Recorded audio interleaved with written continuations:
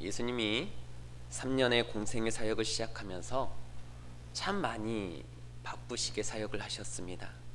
안식일에도 해당해서 가르치는 사역에 힘쓰셨고, 또 가는 곳마다 수많은 군중들이 소문을 듣고 몰려왔기에 그들에게 계속해서 하나님의 나라의 복음을 가르치셨을 뿐만 아니라 수많은 병자들을 고치시고 귀신을 내쫓는 사역들을 계속하셨습니다. 거기다가 12제자를 세워서 제자 훈련도 하셨었죠. 이런 예수님의 사역은 당시 유대 사회를 발칵 뒤집어 놓기에 충분하였습니다. 예수님이 가르치는 이 말씀은 그 시대 종교 지도자들이 가르쳤던 것과는 차원이 다른 그런 권위가 있는 말씀이었고, 어떤 형식적인 율법에 지쳐있던 유대인들의 영적 목마름에 그 문제를 해결해 주시기에 예수님의 말씀은 충분한 말씀이었습니다. 게다가 예수님에게는 그 시대 종교 지도자들에게는 찾아볼 수 없는 희생과 섬김이 있었고, 무엇보다도 수많은 병자들을 고치시고 귀신을 내쫓는 능력을 가는 곳마다 행하셨습니다. 그러니 당시 유대인들의 관심과 인기가 이 종교 지도자들로부터 자연스럽게 예수님에게로 옮겨졌고, 그로 말미암아 예수님은 유대 사이의 기득권층으로부터 공공의 적이 되어지게 된 것이죠. 교만했던 서기관들이나 바리새인들이 이 예수님을 시기 질투하기 시작했고, 그래서 그들은 이 시기 질투로 예수님의 사역을 인정하지 않았습니다. 예수님을 늘 모함하였던 것이죠. 어떻게 해서든지 예수님의 사역에 흠집을 내고 고발할 단서를 찾기 위해 예수님을 따라다니면서 매의 눈으로 관찰했고, 예수님에 대한 나쁜 소문들을 악의적으로 퍼뜨렸습니다. 그 결과 예수님에 대한 좋지 않은 소문 2가지가 퍼지게 되었는데요. 그 첫 번째는 예수님이 미쳤다는 소문이었습니다. 오늘 본문 21절 말씀해 보시면, 예수의 친족들이 듣고 그를 붙들러 나오니 이는 그가 미쳤다 함일러라, 이렇게 기록이 되어 있죠. 이렇듯 당시에 예수님은 미친 사람이라고 한 소문이 떠돌고 있었습니다. 그리고 두 번째 소문이 22절에 나옵니다. 22절에 보시면 예루살렘에서 내온 서기관들은 그가 바알세불이 집혔다 하며 또 귀신의 왕을 힘입어 귀신을 쫓아낸다 하니, 이렇게 나와 있죠. 한마디로 예수님이 귀신 들렸다라는 거죠. 그런데 보통 귀신이 들린 것이 아니라 귀신의 왕이 들렸다라고 그런 소문을 내기 시작한 것이죠. 여러분, 귀신의 존재를 믿으십니까? 귀신이 있을까요, 없을까요? 귀신은 있습니다. 그러나 우리 안에 내주하신 성령님이 계시면 그 귀신은 우리에게 접근하지도 못할 뿐만 아니라 우리의 눈에 보이지도 않는 것이죠. 왜요? 강력한 성령님이 계시니까. 그러면 귀신의 왕이 누굴까요? 귀신의 왕. 귀신이 존재하잖아요. 귀신의 왕이 누굴까요? 사탄 마귀죠. 귀신들이 사탄의 졸개들이니까 귀신의 왕은 사탄을 말합니다.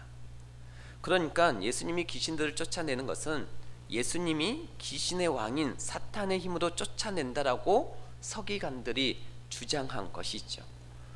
방금 이 말씀에 보면 예루살렘에서 내려온 이 서기관들이 이 말을 했습니다. 예수가 귀신의 왕이 들렸다. 그래서 그 귀신의 왕의 힘을 빌려서 귀신들을 쫓아낸다. 이 소문을 예루살렘에서 내려온 서기관들이 했다라고 기록이 되어 있습니다.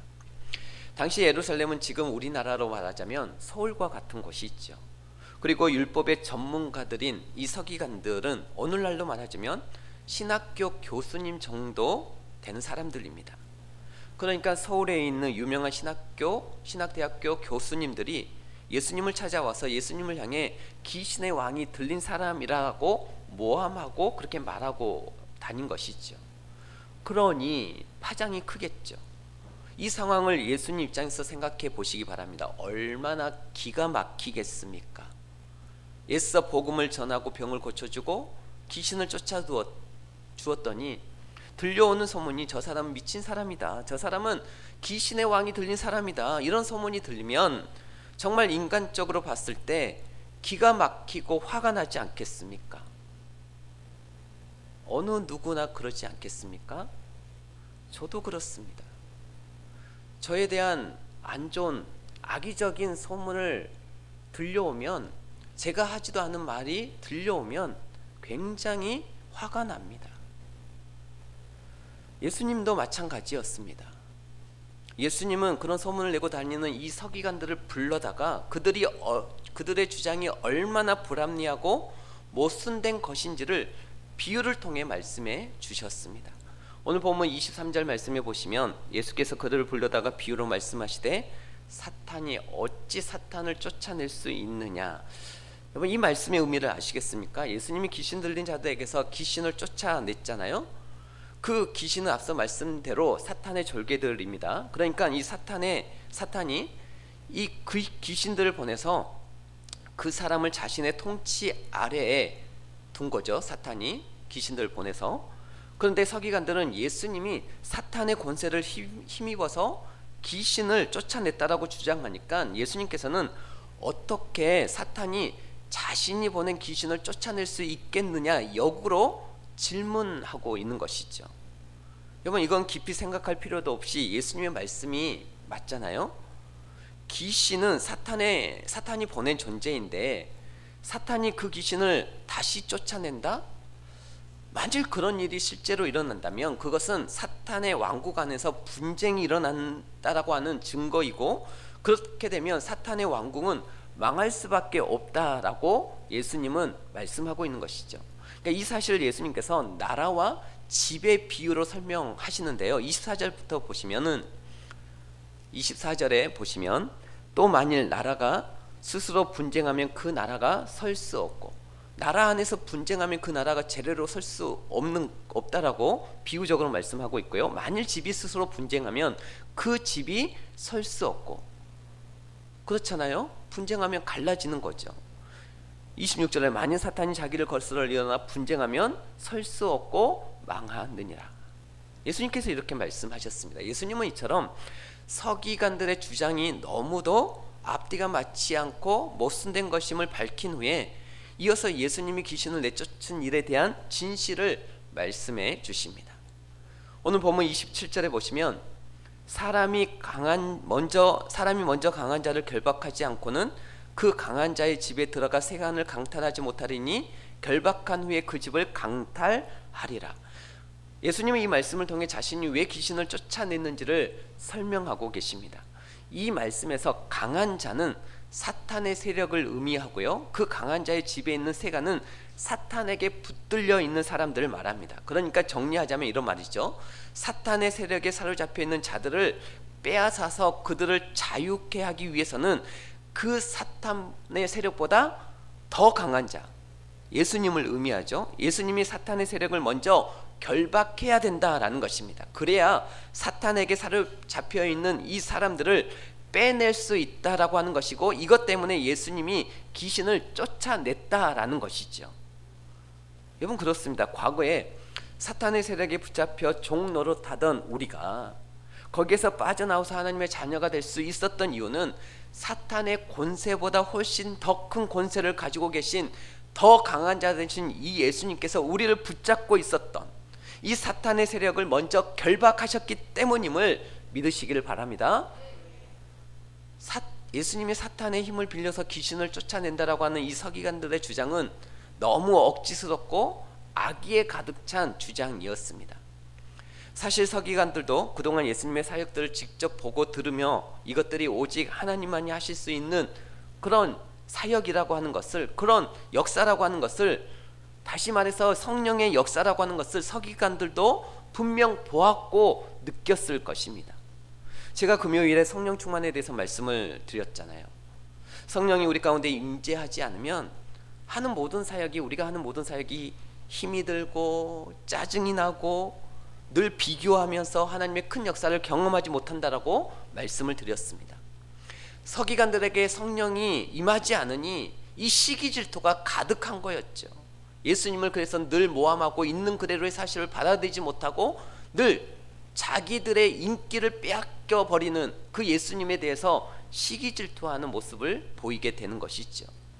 그래서 이러한 시기와 질투 같은 악의적인 의도로 예수님의 성령의 사역을 비난하고 거부하는 것에 대해서 예수님은 그들이 영원히 사하심을 받지 못하는 가장 무서운 죄임을 알려주시고 계시는 것입니다.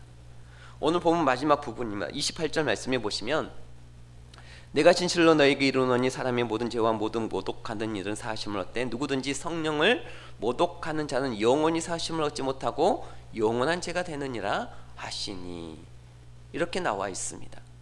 이처럼 예수님은 악한 소문을 퍼뜨리고 다니는 서기관들에게 이런 비유를 통해 논리 정연하게 사실을 설명해 주셨고 그들이 지은 죄에 대한 심판을 예고하시며 말씀을 마치셨습니다.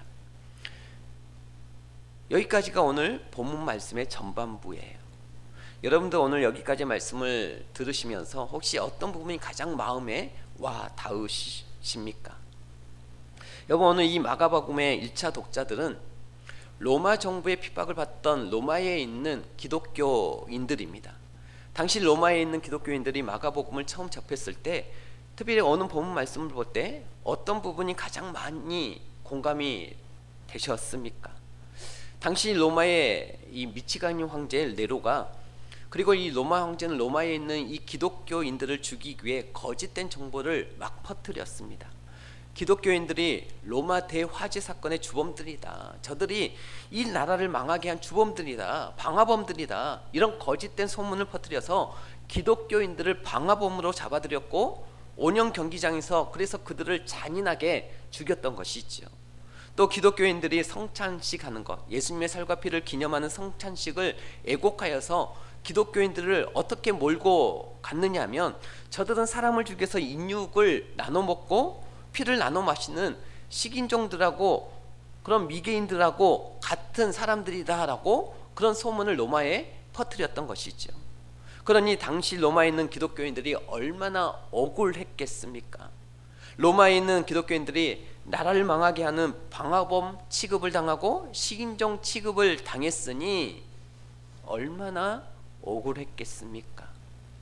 예수님도 억울하게 미친 사람 취급을 당했었고 예수님도 귀신의 왕 들린 사람 취급을 당했다라고 하는 기록이 있는 것처럼 이 로마의 당시에 있던 이 기독교인들이 얼마나 억울한 일을 당하며 살아왔는지 우리는 그 역사를 살펴보면 너무나 또렷하게 알 수 있는 것이죠. 이런 말씀에 로마에 있던 기독교인들이 이 마가복음을 읽을 때 예수님이 돌아가시고 나서 한 30년 후에 이 마가복음이 쓰여져서 그들에게 읽혀졌거든요. 이 마가복음을 그들이 읽었을 때 어떤 마음이 들었을까요? 우리가 당한 이 고난이 예수님이 먼저 당하셨던 고난이구나. 그런데 예수님은 그 억울한 상황과 고난을 지혜로운 말씀으로 잘 대처하셨구나. 결국 그 고난이 커져서 나중에 십자가에서 죽으셨지만 끝까지 믿음으로 잘 이겨내셨구나. 그렇다면 우리도 예수님처럼 이 억울한 고난을 잘 이겨내야지, 이런 마음이 들지 않았을까요? 그렇다면 이것을 오늘날 우리들에게 적용해 보도록 하겠습니다. 우리도 살다 보면 나에 대한 악의적인 소문 때문에 억울하고 힘들 때가 얼마든지 있을 수 있습니다. 우리가 지난 코로나 상황에서 잘못된 이 미디어의 애곡 보도로 이 교회가 마치 코로나의 온상인 것처럼 보도하고 했던 적이 있었습니다. 사실 대부분의 교회들이 세상 어느 곳보다 지하철이나 마트나 식당, 버스, 학교, 공공시설보다 더 철저하게 안전수칙을 지키고 또 나라를 위해서 누구보다 기도하고 있고 구제 헌금을 걷어서 코로나 피해 지역으로 보내는 교회들이 많은데, 이단이나 일부 잘못된 교회들의 이런 행동을 근거로 싸잡아서 코로나를 퍼뜨리는 주범 취급을 하며 많은 교회들이 비난을 받았습니다. 이뿐만 아니라 지금 이 순간에도 우리가 살아가는 이 삶의 현장, 직장에서 또 삶의 현장에서 심지어 교회 안에서도 그런 잘못된 소문을 퍼뜨리는 사람들 때문에 억울한 일을 겪기도 하며 교회에 분란이 일어나기도 합니다. 그러니 분명 성도들 안에 이에 대한 억울한 마음이 있는 분들이 계실 거예요. 그래서 예수님은 오늘 본문 말씀을 통해 우리에게 이렇게 말씀하시는 것입니다.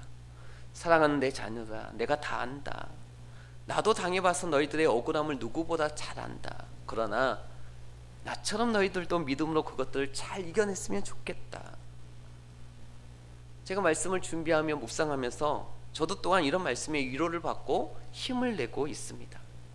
요한복음 16장 33절에 보면 이런 말씀이 있습니다. 이것을 너희에게 이루는 것은 너희로 내 안에서 평안을 누리게 하려 함이라. 세상에선 너희가 환난을 당하나 담대하라. 내가 세상을 이기었노라. 저는 바라기는 우리보다도 먼저 악의적인 소문에 시달리고 억울한 일을 당하셨으나 끝까지 믿음으로 승리하신 예수님을 우리들이 말씀 안에서 바라보면서 우리 역시도 믿음으로 악을 이기고 선으로 악을 이기는 그리스도인들이 다 될 수 있기를 주의 이름으로 축복합니다. 자, 우리는 지금까지 예수님에 대한 이 거짓 소문들이 돌았던 이런 사건을 살펴봤습니다. 서기관들의 시기 질투로 악의적으로 소문을 퍼뜨려 이렇게 예수님이 미쳤다라고 하는 소문, 또 심지어는 귀신 들렸다는 소문이 퍼지자 그 소문을 예수님의 가족들도 듣게 되어지죠. 그러니 얼마나 이 가족들이 걱정이 되었겠습니까? 내 아들이, 내 형제가 귀신 들렸고 미쳤다는 소식을 들으니 가만히 있을 수 없었던 것입니다. 그래서 예수님의 가족들은 예수님을 찾아서 집으로 데려가려고 예수님이 계신 곳을 찾아오게 되죠. 그때 예수님의 무리 가운데서 여전히 가르치는 사역을 하고 계셨는데 예수님의 가족들이 찾아와서 예수님을 부르자 무리들이 이제 예수님께 그 소식을 전한 것이죠. 선생이여, 밖에 가족들이 찾아왔습니다. 이렇게 이제 전했겠죠. 오늘 본문 31절 그 내용이 나옵니다. 그때에 31절에 보시면 그때에 예수의 어머니와 동생들이 와서 밖에 서서 사람을 보내어 예수를 부르니 무리가 예수를 둘러앉았다가 여짜오되 보소서 당신의 어머니와 동생들과 누이들이 밖에서 찾나이다. 가족들이 찾아왔다라고 하는 것을 예수님이 전에 들은 거예요. 그런데 그 말을 들은 예수님의 반응이 참 놀랐습니다. 오늘 보면 33절에서 예수님의 반응이 나오는데요. 33절 같이 읽을까요? 대답하시되 누가 내 어머니며 동생들이냐 하시고 둘러앉은 자들을 보시며 이르시되 내 어머니와 내 동생들을 보라. 누구든지 하나님의 뜻대로 행하는 자가 내 형제요 자매요 어머니이니라. 예수님은 무리들이 가족을 언급했을 때 그 기회를 놓치지 않고 누가 예수님의 가족인지, 누가 하나님의 나라의 가족인지를 말씀해 주셨습니다. 누가 예수님의 가족이라고 말씀하십니까? 누구든지 하나님의 뜻대로 행하는 자가 내 형제요 자매요 어머니이니라. 이렇게 말씀하시면서 새로운 영적 가족의 개념을 가르쳐 주셨습니다. 그렇다면 예수님께서 왜 이런 가르침을 주셨을까? 당시 유대인들이 나라와 민족의 개념, 가족의 개념을 생각할 때 가장 중요하게 여긴 조건은 혈연이었습니다. 그들은 혈통적 유대인들만 진정한 하나님의 백성이 될 수 있다라고 생각했던 것이죠. 이것이 이방인들과 피가 섞여버린 이 사마리아 사람들을 같은 유대인으로 인정하지 않고 이방인 취급을 하고 개 취급을 했던 이유였던 것입니다. 그래서 유대인들에게 이방인들도 하나님의 거룩한 백성이 되고 구원받을 수 있다라고 하는 이 사실은 유대인들 입장에서는 상상할 수도 없는 그런 일이었던 것이죠. 그런데 예수님이 이 땅에 오셔서 그 개념을 완전히 뒤바꿔 놓으신 것입니다. 혈통적 유대인이 하나님의 백성, 하나님의 자녀가 아니라 예수님을 영접하는 자, 곧 그 이름을 믿는 자들이 하나님의 자녀가 되는 권세를 주셨다라고 말씀하고 있는 것이지요. 이제는 누구든지가 중요합니다. 그가 유대인이든 이방인이든 길이요 진리요 생명 되신 예수님을 믿으면 누구든지 거룩한 백성이 될 수 있고, 그가 혈통적인 유대인이라 할지라도 예수님을 믿는 믿음이 없으면 하나님의 거룩한 백성이 될 수 없다라고 말씀하신 것입니다. 이런 예수님의 말씀을 지금 이 시대를 사는 이방인들인 우리가 보면 아무 문제 될 게 없죠. 21세기를 살고 있는 이방인 우리가 예수님의 말씀을 이렇게 접하면 아무 문제 없이 그냥 아멘할 수 있습니다. 그러나 예수님 시대 당시에 유대인들 입장에서는 쉽게 받아들일 수 없는 말씀이었습니다. 그들은 하나님의 백성이라는 정체성에 있어서 가장 중요했던 것이 혈통과 할례가 가장 중요했기 때문에 그 한계를 못 벗어나고 있었던 거죠. 그래서 사도 바울도 그 혈연의 한계를 벗어나게 하기 위해 로마서 2장 28절에서 무릇 표면적 유대인이 유대인이 아니요 표면적 육신의 할례가 할례가 아니라 오직 이면적 유대인이 유대이며 할례는 마음의 할지니, 이렇게 말하고 있습니다. 방금 이 말씀을 한마디로 말하자면 이제 하나님의 백성이 되는 중요한 기준은 혈연이 아니라 뭐라는 것입니까? 믿음이라는 것입니다. 구원의 조건이 육체적인 조건에 달려있는 것이 아니라 이제는 마음의 조건에 달려있다라는 것이에요. 예수님을 믿느냐 믿지 않느냐, 예수님을 믿는 믿음이 있느냐. 여러분 그렇습니다. 이방인인 우리들에게 있어서는 이것이 복음이었어요. 누구든지 예수님을 믿으면, 이방인인 우리도 하나님의 아들이신 예수님을 믿으면 죄 사함 받고 거룩한 하나님의 자녀가 될 수 있다라고 하는 것, 이게 우리들에게 있어서의 복음이죠. 이렇듯 복음은 혈연의 관계를 한계를 뛰어넘게 만듭니다.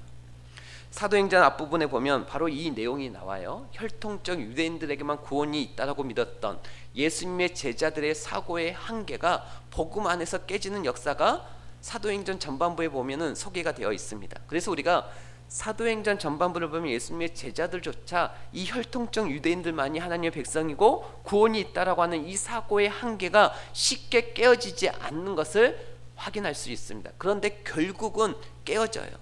결정적으로 사도행전 10장에 나오는 이방인인 이 고넬료의 가정이 예수님을 믿고 성령을 받고 구원을 받는 그 사건을 통해서 드디어 제자들은 혈연이라고 하는 이 한계를 뛰어넘게 되어집니다. 이 제자들은 이미 마가의 다락방에서 성령 체험을 했기 때문에 성령의 역사가 무엇인지를 알았어요. 자기들이 경험했던 성령의 역사가 고넬료의 가정에 임하였던 것을 알았기에 그들의 사고가 드디어 깨졌던 것이죠. 그러면서 본격적으로 이방인 선교가 시작이 되어집니다. 그러므로 여러분도 성령 체험의 역사가 있으시기를 주의 이름으로 축복합니다. 성령의 역사를 경험해야 합니다. 이 제자들이 성령의 역사를 경험하고 나서 예루살렘과 유대와 거기에 머물러 있었던 이 복음이 사마리아를 넘어서 땅끝을 향해 나아가게 되는 것이죠. 땅끝까지 나아가는 복음. 그 역사가 있기 전에 먼저 있어야 될 것은 이 잘못된 사고의 한계가 깨지는 것이었습니다. 혈연의 개념을 뛰어넘지 못하고 있었던 그 사고의 한계가 깨어지는, 이제는 하나님의 나라의 백성의 중요한 조건이 혈연이 아니라 믿음이구나, 이 사고의 전환이 이루어지기까지는 이 제자들에게 참 힘들었습니다. 여러분, 우리가 예수님을 제대로 만나면, 복음을 제대로 이해하면 반드시 혈연과 지연과 학연의 한계를 뛰어넘게 되어집니다. 내가 예수님을 믿고 교회를 다니지만 아직도 혈연과 학연과 지연의 한계를 뛰어넘지 못하고 있다면 그것은 아직 복음의 능력을 체험하지 못한 거예요. 복음을 제대로 이해하지 못하고 있는 것이죠. 누가 하나님의 나라의 백성이고 누가 하나님의 나라의 가족이냐라고 했을 때 복음을 제대로 이해하고 있는 사람은 반드시 혈연을 뛰어넘어 믿음의 기준으로 바라보게 되는 것입니다. 오늘날 많은 성도들이 예수님을 믿는다고 하면서 이 학연과 또 혈연과 지연을 실제로 뛰어넘지 못하고 있는 성도들이 꽤 많습니다. 그래서 우리가 정치인들 투표할 때 무조건 고향 사람을 찍고, 또 이것이 아직도 혈연 지연을 뛰어넘지 못하고 있다는 증거잖아요. 또 자기 고향과 관계가 있는 특정 정당만을 주구장창 밀어주고 있는 모습들이 있기 마련입니다. 심지어는 교회 안에까지 지역 감정을 가지고 들어오는 성도들도 덜어 있는 것을 보게 되어집니다. 그래서 교회 안에서 장로 권사 투표할 때 저 사람은 예부에서 온 사람이니까 안 찍어주고, 이런 모습이 교회 안에 많지는 않지만 아직도 덜어 남아 있는 것이죠. 복음을 아직도 제대로 모르고 있기 때문에 그런 모습이 나타나는 것입니다. 여러분 잊지 마십시오. 예수님을 제대로 만나면, 복음을 제대로 이해하면 반드시 혈연, 지연, 학연은 다 뛰어넘을 수밖에 없는 것입니다. 또 교회를 다니더라도 예수님을 제대로 못 만나면 오직 혈연적 가족만을 위해서 살아갑니다. 오직 내 배우자와 내 자녀들밖에 모르는 것이죠.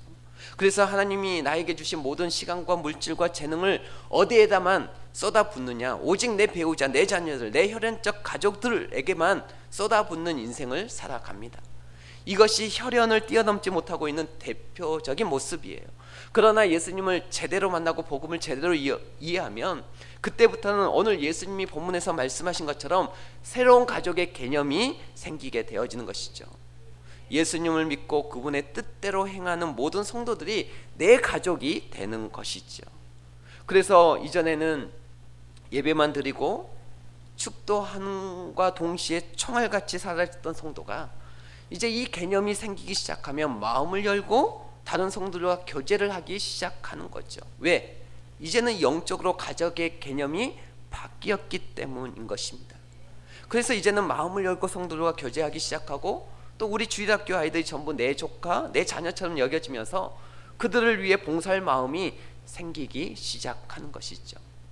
같은 구역원, 같은 믿음의 공동체 식구들이 이제는 주 안에서 하나님을 하늘에 계신 우리 아버지, 여러분 여기서 중요한 것은 내 아버지가 아니라 우리 아버지입니다.